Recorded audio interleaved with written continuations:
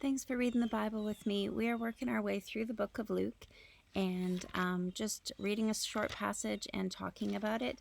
Today we're in Luke chapter 22, reading the last few verses here, 63 to 71. I'm going to read to you in the New International Version. The men who were guarding Jesus began mocking and beating him. They blindfolded him and demanded, "Prophesy, who hit you?" And they said many other insulting things to him. At daybreak, the council of the elders of the people, both the chief priests and the teachers of the law, met together, and Jesus was led before them. "If you are the Christ," they said, "tell us." Jesus answered, "If I tell you, you will not believe me. And if I asked you, you would not answer. But from now on, the Son of Man will be seated at the right hand of the mighty God." They all asked, "Are you then the Son of God?"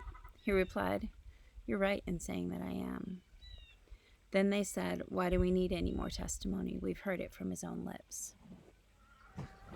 As we know, there were two distinct authority structures in that region of the world. Ultimately, Israel belonged to the Roman Empire and was subject to Roman law. The Jews were also subject to their own religious laws, which were enforced by their lower court, the Sanhedrin, upon which the high priest sat.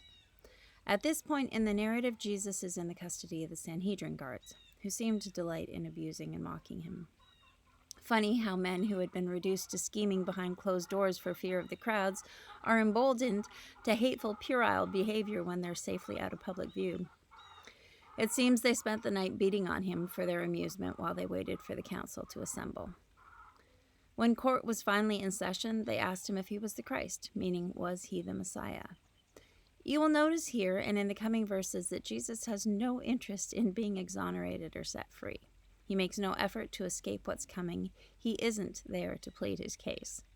He knows it's not an honest question, so he says, "You don't believe what I have to say, and you wouldn't answer if I asked you." But lest they think he's trying to deny the accusation to save himself, he says something far more contentious. He states that after today, the Son of Man, which is a name he often used for himself, would be seated at God's right hand. In Scripture, God sits alone on his throne. To claim a seat beside the Father is to claim his throne. They predictably freak out. "What are you saying? Are you the Son of God?" Jesus' response is bold and provocative. He basically tells them that they know it's true. Infuriated by his audacity, they declare their case closed. Jesus' statement, if it were not true, was blasphemy. Blasphemy was punishable by death according to Jewish law, but Jewish courts couldn't put anyone to death without Roman approval. So the Sanhedrin had all it needed except the power to act. And we'll see what happens tomorrow.